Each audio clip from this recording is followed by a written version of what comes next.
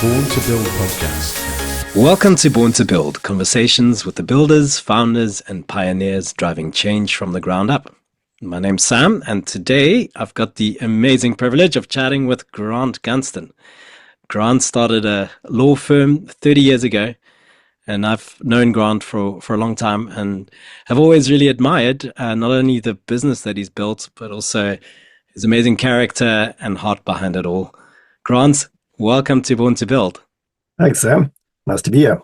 So great to be chatting to you. Thanks for your time. We're going to start right at the beginning. 30 years ago. Wow, amazing. Can you take us back to right at the beginning? What led you to start your own legal practice 30 years ago? Well, it's a good question, and I think many people who start out probably question that along the way. But I'd studied law a little bit later in life. I'd been on a little bit of a full circle of questioning law, and so I was 32 by the time I finished articles, and I guess probably some kind of combination between naivety and determination to get on with things and build something for myself, and maybe a little bit of arrogance thrown in, determination, those kind of things. But an opportunity opened up where a friend who had been running his own practice for about 3 years wanted to go overseas and was looking for somebody who could run a locum for him, and he asked me if I'd run the locum his practice for about 4 months, and then if that we could then consider working together when he got back in either in association or partnership. So that was enough to get me to take the plunge. Amazing. And so did he end up coming back at all then, or how did that? He came back, yeah, and so I handed his practice back to him, and I started from pretty much zero, building up with one or two or three clients, and trying to build from there. Right. So what was your initial vision? Did you see that this might be something more longer term? Was it initially just a pragmatic move? What were you thinking? I think, well, longer term, yes, definitely. I mean, I saw this as something that would be my career, I imagined, for the rest of my working life, really. Mm-hmm. I wasn't that well thought through in terms of how big or that kind of thing, but I guess I did have some sort of sense of wanting to practice law a bit differently. So that was something that gave me quite a bit of motivation and energy, and of course initially pressures around just bringing in enough income to cover costs and support my family. Right. Yeah. So you mentioned those early clients. I take it you couldn't poach any clients from your partner there. How did you initially get started with your first clients? Yeah. Well, we had an arrangement where any new clients that came in during that 4-month period could be mine. We'd agreed on that, and so that gave me a handful of people, and then of course the usual friends and family and whatever and whatever network that I had. So it was pretty small, but really just focused on kind of going the extra mile in service, giving people very personal attention, listening well to their needs, and trying to give a really good service as a way of generating more word of mouth referrals. That was my initial strategy. Yeah. And did you focus on a specific area or a specific service or did you just take whatever came your way? I took whatever could come my way. Yeah, it was very difficult to say no to anything at that stage. Yeah, for sure. And try and figure out. And I did a really wide range of different things in the legal world initially. Yeah, across the board, from criminal, road accident fund, all kinds of things, debt collections, conveyancing, all kinds of civil litigation of various types, et cetera. So yeah, quite a range, and that helped to just get some income flowing. But obviously within not too long a time, one has to start making choices. If you're going to do something well, you can't do everything, and start Mm, narrowing it down, but also figuring out which are the areas that you enjoy, which are the ones that that obviously are profitable, and sort of it's quite scary in the early days to say no to to some of the work that you could potentially get. But it's mm, also quite empowering, actually. That's something that I discovered reasonably early was the power of saying no, and mm, when you say no to something, you're also saying yes to something else, and mm. typically you then are able to articulate more clearly what it is that you say yes to, or what you'd like to say yes to, Yeah. and when you're able to articulate that more clearly, somehow you also then sort of more effective in attracting that type of work. So it was a little scary in the beginning, but it was something I came to value. Mm. So what are those things, some of those things maybe that you ended up saying more yes to versus maybe also some things that you said no to that you're quite happy you did say no to now? Mm. Yeah, I mean, I stopped doing criminal work quite early. I stopped doing road accident fund work quite early. Um, we did debt collections for quite a while, but eventually figured out that that was probably not a sweet spot. Mm, Um, yeah, I got some good relational breaks in the early stages in the conveyancing world. Um, we, some relationships with different estate agencies and so on, where we'd offered to sort of provide training and so on, and there's a fair amount of that going on these mm, days, but there wasn't that much of it then, and just generating confidence, I guess, in terms of both our technical knowledge and our ability to look after people as human beings in one of the sort of bigger transactions of their lives. And so that sort of started to build up quite mm. nicely, and so we put quite a bit of effort into that, and figuring out some sort of systems that we felt were um, unique, that sort of addressed people's needs, um, that worked for both client and of course ourselves. Yeah, Yeah. yeah. And later down the road, we were some of the beneficiaries of some of the conveyancing services. Right. Okay. Well, Did a few glad you see property it that way. transactions. Yeah. Good to know. Yeah. um, but yeah, so just back to I guess the early days. What were the challenges of launching a legal practice? So first of all, practically, but also maybe emotionally. What goes through your mind and through your heart? Yeah. Um, well, just practically, I touched on the fact that there's pressure in those early days of any business to generate enough to cover your costs and have enough to support your family. And there was some months in those early days where it was a challenge. I had a certain amount of runway, Yeah, and yeah. found myself coming to the end of that runway and not quite having um, turned the corner in terms of income exceeding expenses. And so that really forced me to my knees to examine a whole lot of things, and to cry out to God for Mm, support and for help. And I've got some amazing testimonies of how he did that. mm, So that's certainly one of the areas. I think another area is the long hours. It's I'm sure this is true of other areas as well, but the professions and the legal profession tend to be really time intensive. You're mostly selling time, um, and so mm.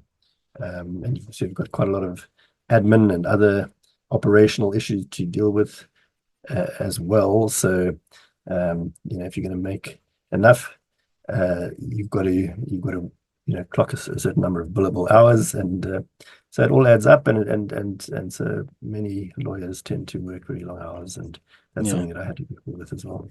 Mm. You mentioned some testimonies. Love to Yeah. hear maybe one story where you felt like your back was up against the wall. You needed to cry out to God, to help you. Can you think of one of those stories? Yeah. Yeah. So as I say, probably about 9 months in or something, I can't remember exactly now, but sort of got to a point where the overdraft facilities that I'd negotiated were pretty much at their limit, and yeah, they were obviously I had been building up the income, but hadn't quite got to the break-even point yet, and so Mm. and the bank manager wasn't comfortable in lending more money, and so I was in a tight spot. Um, and then around that sort of time, I'd talking to other Christians in business, other Christian lawyers, and just sort of trying to learn as much as I could around the business side of things and so on. But there was one person in particular who'd invited me to a little workshop that he did where he spoke about that scripture where we we ask and we don't get because we only ask for ourselves, and that we should also ask with others in mind. Mm. And that sort of somehow resonated with me. That and obviously it's in scripture, so I somehow took that seriously, and then also encouraged us at that same workshop to ask specifically, not to be kind of vague about what you're asking for. So Right. so I had a particular, I was at my limit of the overdraft, and so I had a particular amount that I cried out to God and said, look, I need this amount to really want to get out of this debt and operate in a better way. And I cried out to God for that amount of money. And I said, look, that there's nothing really in the pipeline that looks like that would, help me do that. And the amount was quite out of proportion to what was coming in at that stage, or what was sort of even visibly possible. Mm. But because in a way, because it was maybe so ridiculous, I said, Lord, and while you're at it, please would you give me, and I gave a specific amount to give away Wow. as well. Wow. It was a sort of quite a large amount. Amazing. Anyway, and then yeah, I'd say within about 2 months or so, um, something came up with a client, a particular transaction which ended up leading to enough coming in to satisfy the amount I was asking for, and the amount to give away times two, double that. And it was Wow. quite a significant amount. The amounts wouldn't really make that much sense now, 30 years later, but it was a really significant amount, Mm. and God, doubled it, and it was Sure. just obviously a really key time of being able to recalibrate the business, and not be operating at the sort of absolute brink, and being a little bit more of a proactive planning mode rather than just a survival mode. But Mm. also a time of really great rejoicing as we were able to obviously give away um, uh, but more than double the amount that we'd asked to give away. So Wow. it was also, we just knew that this is kind of a holy moment, and it was Sure. God that provided this money, and so we absolutely had to fear God in terms of following through in giving away, and that was a great joy as well. Wow. Amazing. Yeah. So I take it that also that probably led to then starting to bring on other people into the team.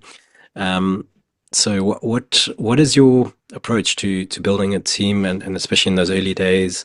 Yeah, what some lessons learned along the way there? It'd be interesting to hear.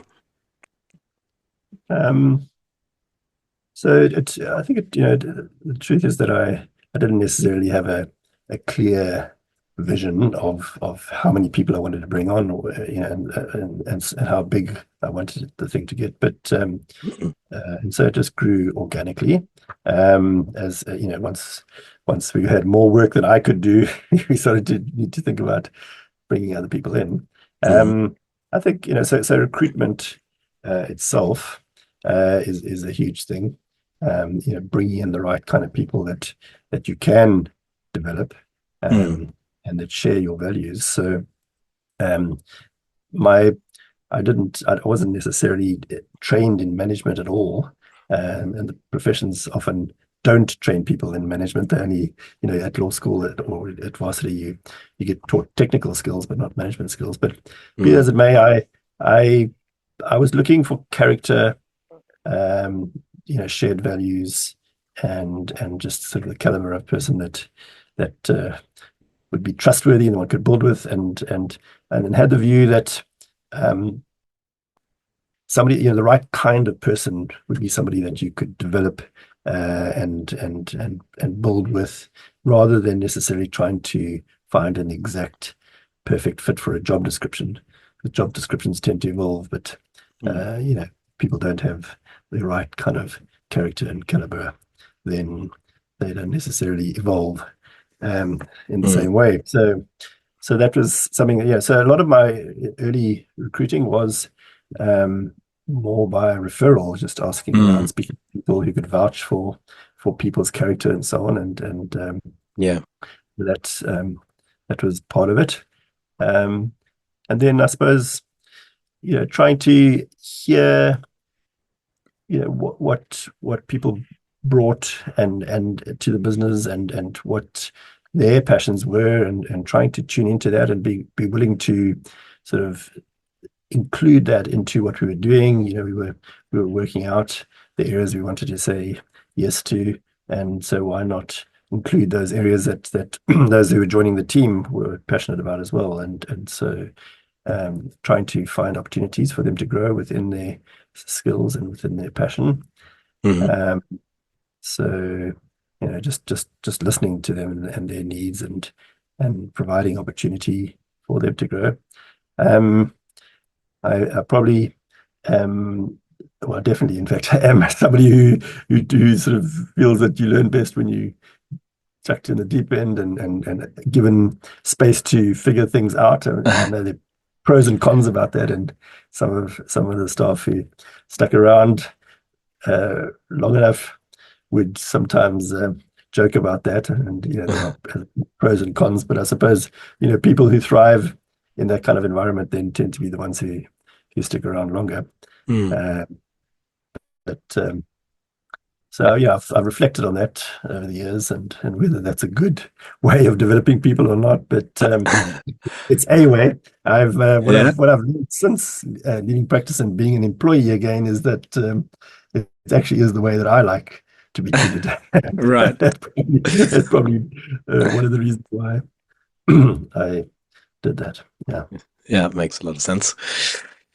Now, what differentiated Gunstons from other law firms, especially in those formative years?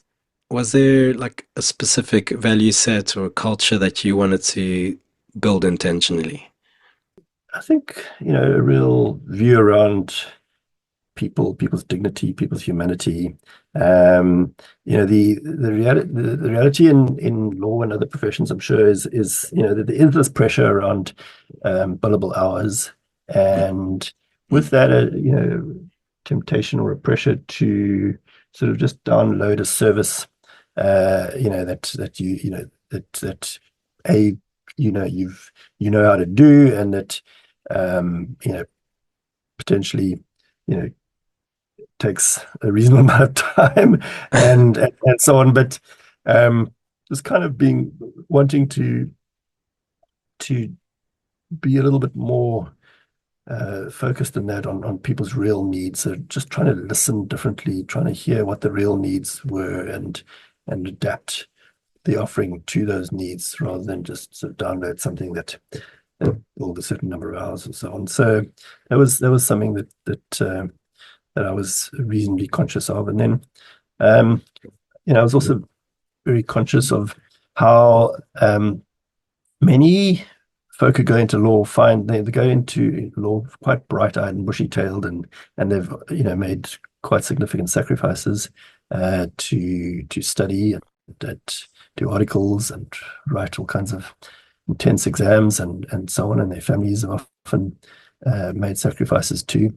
And then within quite a short space of time, they become quite disillusioned, because the way that practices are set up tends to almost treat staff like a bit of a billing machine, or almost a commodity. And so I just found that it's quite distasteful, and I wanted to figure out if there was a way that one could achieve a balance, Mm. in treating people with humanity, as human beings who could express themselves and find fulfillment in their work, and also have some sort of reasonable work-life balance and so on. So just the way we treated our own staff, the sort of belief that if you treat your staff well, that they treat your clients well, which is Mm. not 100% necessarily true, but I think there's a certain amount of truth in that. You've still got to obviously um, train staff, around what good client service looks like and so on. But Yeah.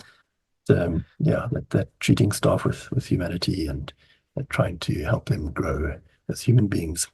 That that was so the client focus and the staff focus, just with a degree of humanity that often doesn't exist in law, were Mm. probably that I was most conscious of in those early days. Yeah, and what about like client relationships? What values that you want to instill there into your staff to work with your clients and your customers? What how did you want to be different as a law firm? Yeah, so you obviously want to build loyalty, and long-term relationships, and those by far are the most rewarding. You're not constantly having to sell yourself. Once a client has confidence in you and they keep coming back and they recommend you to others, that's a much nicer way of doing business. In order to build that kind of relationship, you've got to be willing to sort of make sacrifices in the short term in order to build for the long term. So Mm. not um, doing something that's in the client's interests, that's not necessarily in your interests in the short term. Hopefully, if they can see and understand that, then they'll appreciate that, and it'll generate loyalty, and that definitely was so, and I've had and have and continue to actually have, even after leaving active legal practice, relationships that span decades that I really, really appreciate and value. And so it Mm. became more even than just functional around law and people's immediate legal problems, but just became friends with many of them as well. Yeah. Mm. Now, 30 years is quite a long time. So obviously things change over time. Your role evolves over time, especially as the initial founder, but later down. Did you ever struggle in terms of letting go some of the things maybe that you had more control over initially, but had to pass on to others? Yeah, tell us a little bit more about kind of what goes in your mind there as you're trying to hand things over and as your role changed. How has your role changed? Yeah. Yeah, I think for sure it's always difficult to let go of certain things. I think I found that there was also opportunity for me in that I could learn new things. So uh, in the very early days of the practice, it was still small enough, that most things were pretty entrepreneurial, pretty conversational and relational, and so it wasn't like we were sort of aggressively systematizing the business. But there were clients perhaps that I really appreciated, that I was quite hands-on with, that I would have to entrust to others, Mm. and make sure they were giving the same sort of service that had generated loyalty. So that, just being willing to trust that others would give that kind of service, and that the clients themselves would remain loyal, even if they weren't dealing with me. That was one area. Um, I enjoyed then, if building up an area of the practice, handing it over, and then being able to maybe develop another area of the practice, gave me variety, and I found that stimulating and interesting. Mm. So that wasn't something that I would have thought of as difficult. I found that quite challenging and stimulating. Mm. Um, the sort of working on the business, of course, as you get bigger, there's this sort of mantra of you've got to work on the business and not just in the business. Yeah. Was Yeah. something that uh, sort of colleagues, clients, friends in conversation sort of kind of explained to me initially, and through conversation, through coaching, through different interactions, that it became something that I became more focused on. And that, so that at some point led to me doing less and less legal work, and doing more and more of the management side of things, and Mm. and trying to build up systems, and sort of handling a range of different things, all the different operational things, from HR to marketing to sort of systems and admin. Um, and it was a learning curve for me. I was, as I said, I hadn't had any management training as such. I went on a course here or there, but I was Mm. mostly sort of pulling myself up by the bootlaces, sort of thing. And so it was scary at times, but also quite stimulating, and I enjoyed it. Um, and of course, there's aspects within that I liked, and the aspects that I didn't like so much. One of the things, as you get bigger and you're the sort of buck stops here guy, then you end up picking up things that aren't in anybody else's job description, which Right. are not necessarily interesting, or they tend to be quite menial and tedious even, and Yeah. but other people don't notice them, and you end up having to do them. So that's probably something I liked less. Yeah, Yeah. my boss actually often says, yeah, he's the everything else guy. Yeah. He does everything else. Yeah. Um, Yeah. yeah, amazing. Also, I love the perspective of as you let go of things, rather seeing that as being able to do more or do other things that you more, yeah, want to spend focus on. So yeah, focusing on that rather than the letting go part, I think is helpful in letting go of stuff and letting go of control. So that's really, really helpful. Yeah. Areas that you really are important to you in the business, and that you've got to entrust to others, and so you do need to feel that people share your values Mm. and culture and so on, to be comfortable in doing that. And then that's probably where the magic lies, so to speak. So eventually, Gunstons, well, right now it's called GSR, right? So law firms go through all kinds of name changes as you have different partners and things like that. Yeah. You stepped back from daily operations completely, and yeah. So how did that transition came about? How did you plan succession? How do you? Yeah. Yeah. I think, like most things in my story, they came about organically. Um, as um, people came into the business who I felt, shared values, um, and sort of understood the way that I was trying to build. They stuck around long enough, then they became key members of the team, and eventually became partners. And well, some stuck around for a while and moved on, and others stayed. And yeah, that is part of it. And of course, people need to be given opportunity, and opportunity to grow, to do different things, but also to have a stake in the business. And so that happened over time. Mm.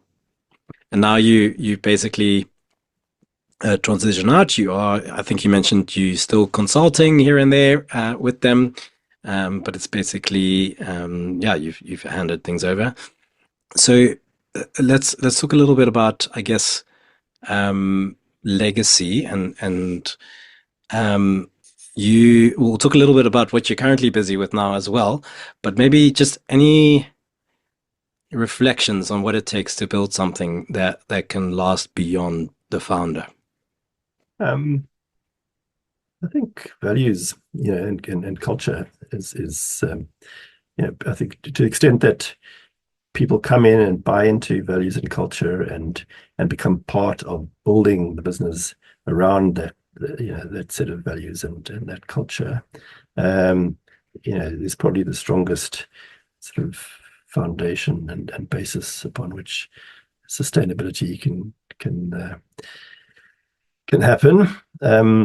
Obviously, there are businesses around that have gone through numerous iterations, and started 100 years ago, and maybe look quite different to what they looked under the founder. But for me, it's only now second generation, but for me, um, the whole thing of values and culture is probably the most important.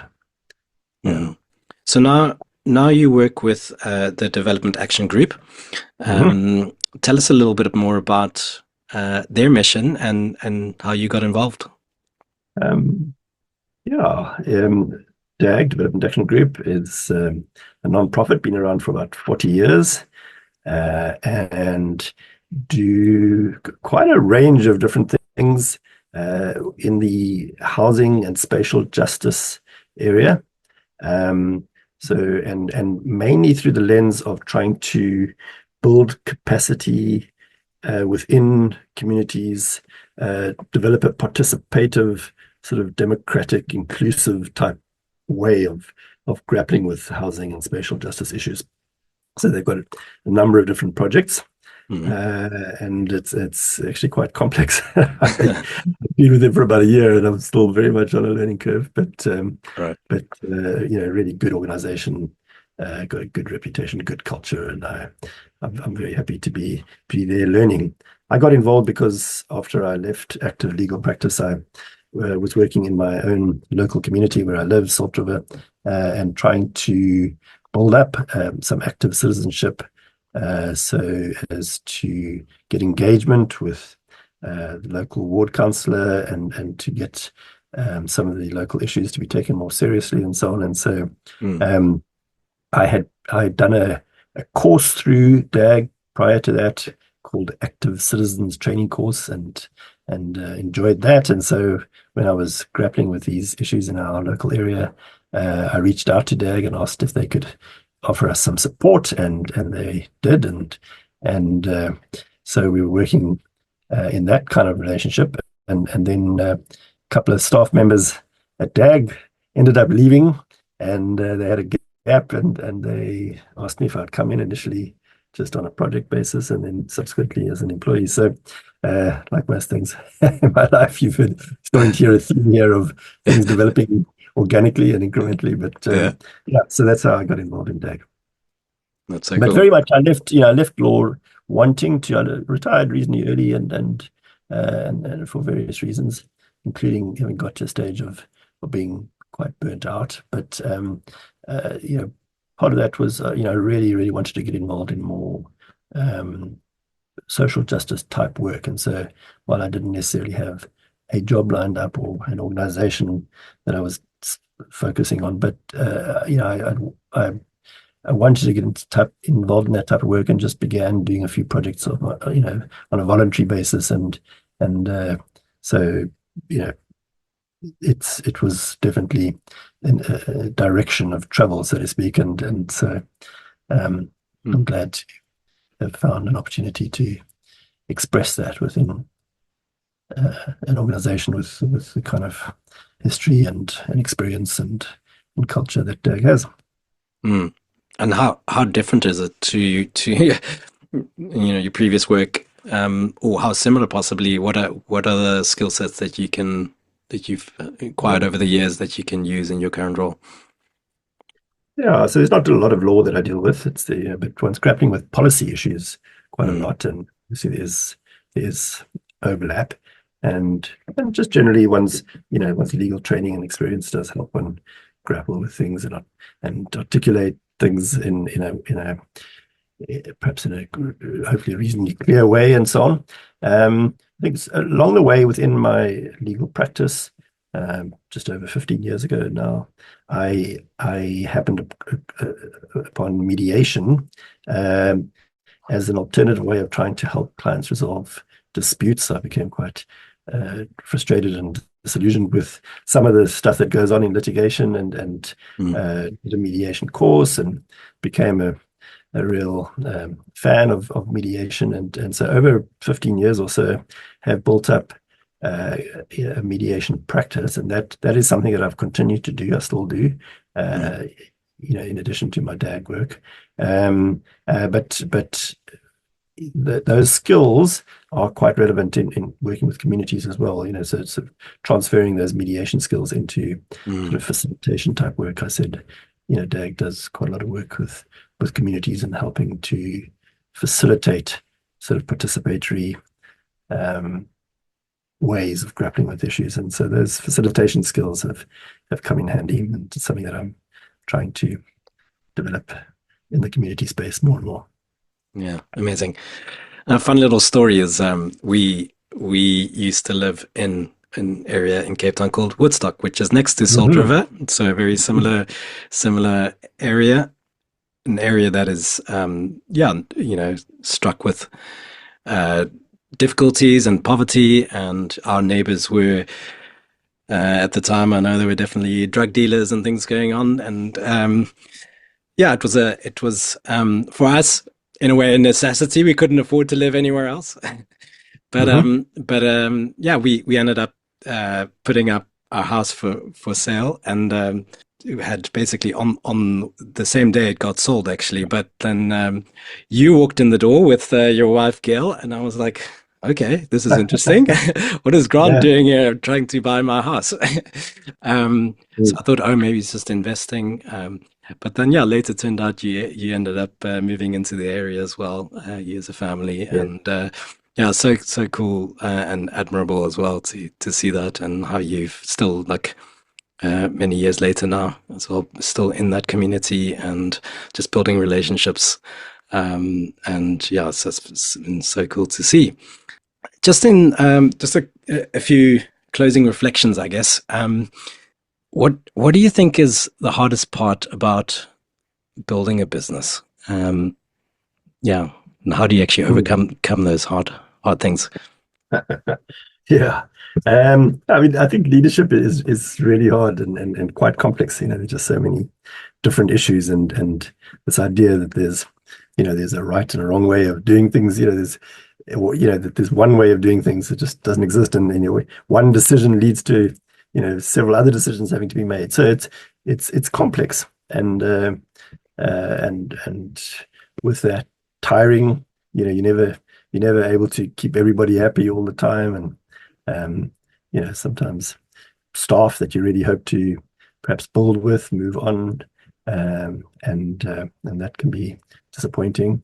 But also, I think looking back, I've also learned to take satisfaction from people who've spent a period of time with us and then gone on to do other interesting things, either within their own businesses or within other settings. But leadership is hard. It's tiring. It can be very rewarding at times, but it can also be really draining and challenging. And sometimes you sort of feel like you're getting it right, and other times you don't get it right. And quite a lot of one's learning is by trial and error and making mistakes and hopefully learning from those, which I think it's the one thing you have to do is try and learn when something doesn't go well, and then figure out what you could do differently next time. There's a lot that I've reflected on, since handing over and stepping away from the leadership and management of that company and business. And to be honest, that learning is ongoing and probably will never be complete. But it is good to reflect, and hopefully one applies that in other contexts. Amazing nuggets of gold, of wisdom from Grant Gunston. And just to end off, just a few quick fire questions. You get to choose either of the two options you get to choose. So let's go with vacation, adventure, or relaxation. Adventure. Early mornings or late nights? Early mornings, any day. Visionary chaos or methodical planning? Visionary chaos. Clearly, from our conversation today. Brainstorm solo or collaborate loudly? It's a bit 50-50. I'll go with collaborate because I definitely do believe in the value of getting others' ideas. But I am an introvert, and I think that's a close call. Nice one. Great. Well, thank you so much, Grant. It's been such a pleasure chatting with you today, and wishing you all the best with DAG at the moment and future endeavors.